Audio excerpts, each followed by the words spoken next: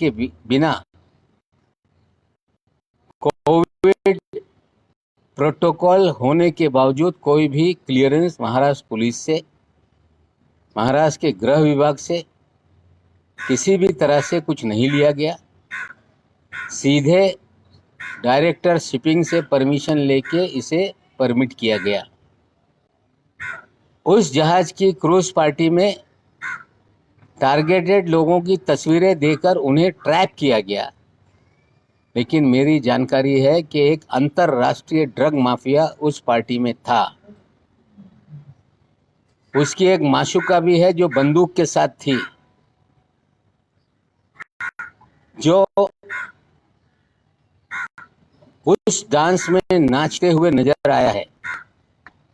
वो दाढ़ी वाला है। वो दाढ़ी वाला कौन है, सारे एनसीबी के लोग जानते हैं। कुछ मुझे लोग जानकारी दे रहे हैं कभी वो तिहाड़ जेल में भी था। कुछ लोग मुझे जानकारी दे रहे हैं कि वो राजस्थान की जेल में भी था। ये दाढ़ी वाला कौन है, एनसीबी उसकी तरफ भी ध्यान दे। अंतरराष्ट्रीय ड्रग माफिया क्रूज पे है। रेव पार्टी बस करने के लिए रेड की जा रही है और क्रूज को छोड़ दिया गया धड़ल्ले से। रेव पार्टी में हजारों लोगों ने जो भी करना था वो किया। और हमें लगता है कि इस पूरे खेल में पूरे जो दाढ़ी वाला है उसकी मित्रता साहब से भी है। कुछ अधिकारी मुझे बता रहे हैं कि गोवा में भी उनका बहुत बड़ा रैकेट चलता है। लेकिन जब छापेमारी की बात आती है, वानखेड़े साहब उस छापेमारी से भाग लेते रहे। मैं जो लोग आए हैं जांच करने के लिए, मैं सार्वजनिक रूप से उन्हें कहता हूं कि आप क्रूज की सीसीटीवी मंगाइए, हर कमरे का सीसीटीवी, सारे डांस की सीसीटीवी, और जैसे खंगालेंगे दुनिया का एक बहुत बड़ा ड्रग माफिया उस पार्टी में था। उन्हीं लोगों ने ये पार्टी आयोजित की थी। खेल तो हो गया, लेकिन खेल का खिलाड़ी दाढ़ी लिए हुए क्यों घूम रहा है, इसका जवाब एनसीबी को देना पड़ेगा। ये सारी चीजें हैं जो मैं बोल रहा हूं। आने वाले दिनों में उसको आप लोगों के सामने रखूंगा। लेकिन मैं क्लू दे रहा हूं, जो लोग दिल्ली से इतनी बड़ी कॉम्पिटेंट एजेंसी है जांच लिया है, इसकी तरफ भी ध्यान देने का काम करें। पिछले कई दिनों से जब मैं फर्जीवाड़े की बात करता रहा, मैंने एक आम सभा में भाषण कर दिया कि इनकी नौकरी 6 महीने में जाएगी और ये जेल जाएंगे। मैंने कोई पुलिसिया तंत्र का इस्तेमाल करके ये बात नहीं कही थी। जो समीर दाऊद वानखेड़े जी का फर्जीवाड़ा जीवन का है, उन्होंने, मैंने ये भी कभी सवाल नहीं खड़ा किया कि किसका धर्म क्या है, कौन किस धर्म का है।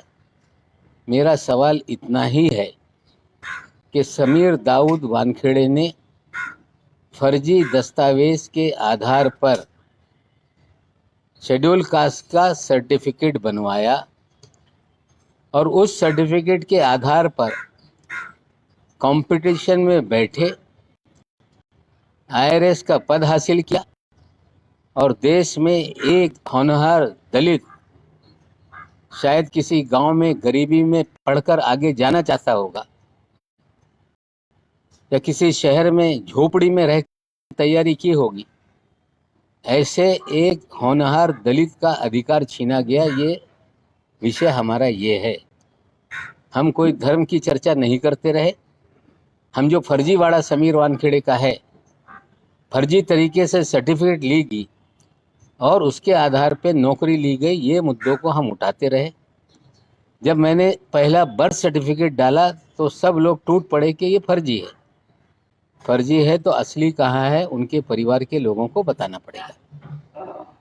आज मैंने अपने ट्विटर पे एक बहुत सुंदर जोड़ी का एक फोटो डाला है, जो 7 दिसंबर 2006 के दिन लोखंड वाला कॉम्प्लेक्स में जो शादी रचाई गई, निकाह हुआ, उस निकाह नामे को भी उसमें हमने डाला है। दो बॉक्स उसमें ब्लैंक कर दिए गए हैं, जिसमें लड़की के पिताजी का नाम है, उनके चाचा जी का नाम है। वो ब्लैंक एड्रेस इसलिए रखा गया है कि उनको बड़े पैमाने पे धमकाया जाए। इसके साथ दो चीजें हुई, इसलिए हमने वो दो चीजें ब्लैंक रखी है। ये भी कह देता हूँ कि कल तक जो बर्थ सर्टिफिकेट पे उंगली दिखा रहे थे वो टेम्पर्ड सर्टिफिकेट है, वो महानगर पालिका के रिकॉर्ड का हिस्सा है। ऑनलाइन सब बर्थ सर्टिफिकेट मिल जाती है, जमीर दाऊद वानखेड़े की सर्टिफिकेट नजर नहीं आती। हमने वो रजिस्टर में 1.5 महीने तक खोज करने के बाद इस स्कैन कंप्यूटर में है, वहां से हमने स्नैपशॉट निकाला है। जिम्मेदारी से कह रहा हूँ कि ये जो कागजात हमें वो असली है, सरकारी ऑफिस का दस्तावेज है। उसमें गौर से देखा जाए तो टेम्पर की 20 साल बाद उसमें एक सर्कल लगा के स्टार बनाया गया और अलग से 20 साल के बाद जो नाम का खेल है उसके अंदर खेला गया। आज जो इनका नाम मैंने दिया है उसमें मस्जिद का मदरसा है, उसका एड्रेस है, और ये सारे तस्वीर हमने रखी है। जो कल तक कह रहे थे कि हम जीवन भर हिंदू रहे, हम हिंदू मुसलमान संविधान ये है कि कोई व्यक्ति धर्मांतर करे तो उसे शेड्यूल कास्ट लाइन में विशेषकर मुस्लिम और क्रिश्चियनिटी का ये सवाल है। अगर लोगों को लगता है कि ये गलत है तो मोदी है देश का संविधान रहे कि अगर कोई इस्लाम या क्रिश्चियनिटी में शामिल हो जाएगा तो उसे लाभ मिलेगा। अगर ये तरीका है तो मैं भी कल दावा करूंगा मेरे पुरखे, मेरे जैसे इस देश में रहने वाले करोड़ों लोग जो संघ परिवार के दावा करता रहा, मोहन भारती कहते रहे कि सबके पुरखे एक हैं, हमारे पुरखे इस देश थे। अगर हम फिर क्लेम करें कि हमेशा हम फिर कास्ट हैं तो क्या इस देश के 15 मुसलमान को लाभ मिलेगा? सवाल ये है। फर्जीवाड़ा करके एक गरीब के अधिकारों का हनन किया गया, फर्जी तरीके से नहीं हासिल की गई। निश्चित रूप से दस्तावेज लाए गए हैं, संघ मेरे पास आज मांगे हैं। जांच समिति कहा जाता है, इंग्लिश में स्क्रूटनी कमेटी, क्वालिटी कमेटी, उसमें कंप्लेंट होगी बाकायदा को भी जाएगी। कंप्लेंट कार्यालय संभाले जाएंगे और हमें उम्मीद है फर्जी होगा और उसके आधार पर निश्चित रूप से कानून में प्रावधान उनकी नौकरी उसी कानून में लिखा है कि इस राष्ट्रपति को दस्तावेज के आधार पर अगर कोई सर्टिफिकेट बना लेता है तो उसे 2 साल की सजा प्रावधान है। आप कह रहे हैं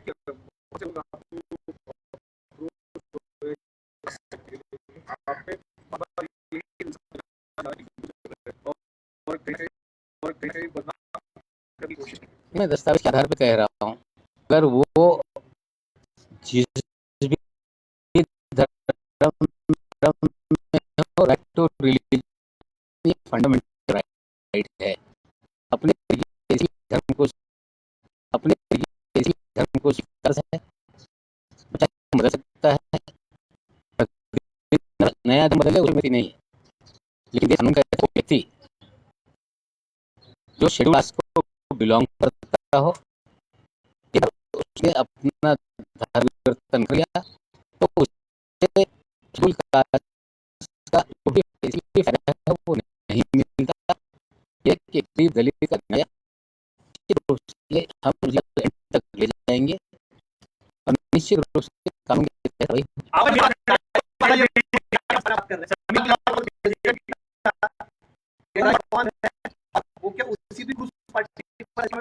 अभी ये चीजें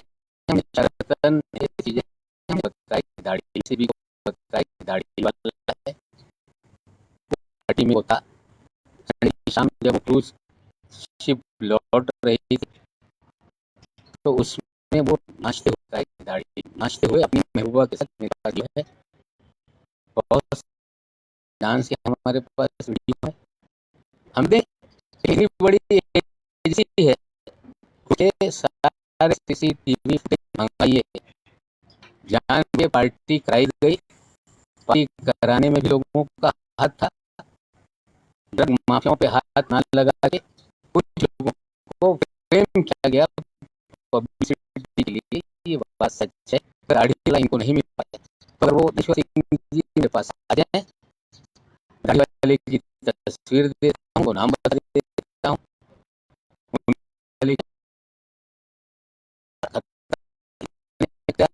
खतरनाक हत्यारों के साथ में है कि ये बहुत मामला है।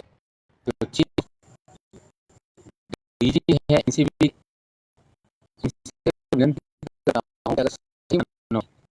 देश से अगर मुक्ति करना चाहे सभी साथ, लेकिन ट्रक माफिया पड़े दो काम चार रखकर पब्लिसिटी हासिल करने का बंद चाहिए। तो वो सारी चीजें देनी शामिल खेड़े का आज नुस्खा गाड़ी वाला आज नहीं सामने चीजें आएंगी।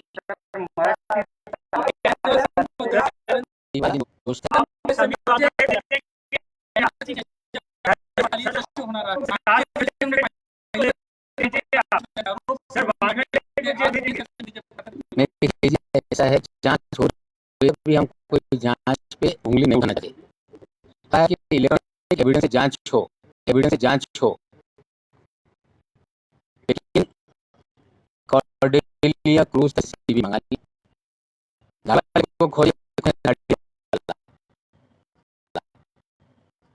गाड़ी का नाम अगर नहीं पाया तो अगर गंभीरता से नहीं लेते हैं तो सार्वजनिक चीजें करेंगे। सवाल आपने पूछा है कि उन्हें जेल भेजेंगे, मैं नहीं भेजूंगा, इसका कानून भेजेगा।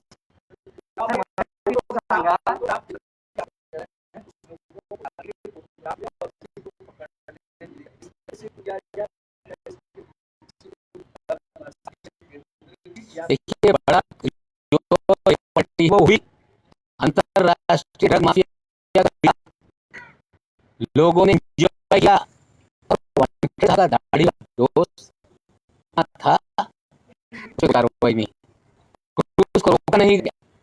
13.5 लोगों को स्कैन ही किया गया, गेट पे तस्वीर लेके कुछ लोगों को खड़ा कर दिया गया,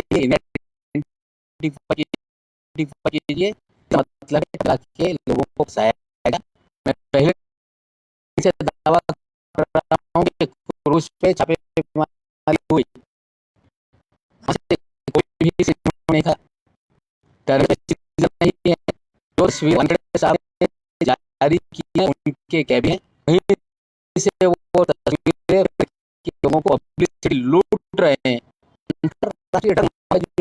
है वो है महबूबा के साथ की महबूबा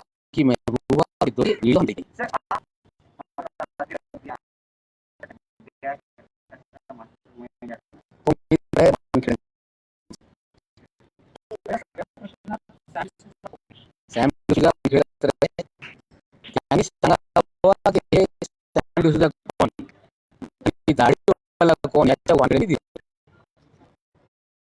धन्यवाद।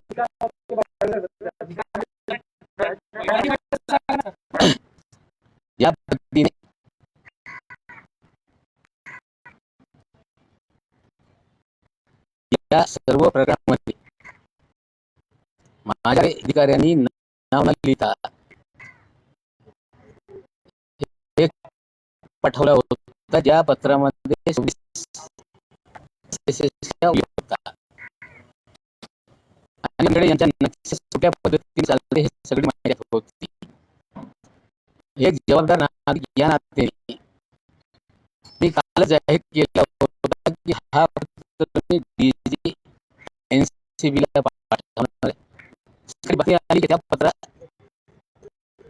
पत्र त्यांना पोहोचलेलं आहे, त्याची दखल घेणार आहे संध्याकाळी सांगण्यात आला. ते CBC गाईडलाईन आहे. गाईडच्या आधारावर त्याची दखल घेणार नाही. दखल घेता येत नाही. शंका निर्माण झाली. शंका निर्माण झाली तर साधारण नागरिक या पत्रामध्ये नंतर त्याची चौकशी करणं हे गरजेचं आहे. माझं एकच म्हणणं आहे की आता CBC गाईडलाईन त्याच्या आधार घेऊन त्यावर लक्ष ठेवू नये. ज्या पद्धतीने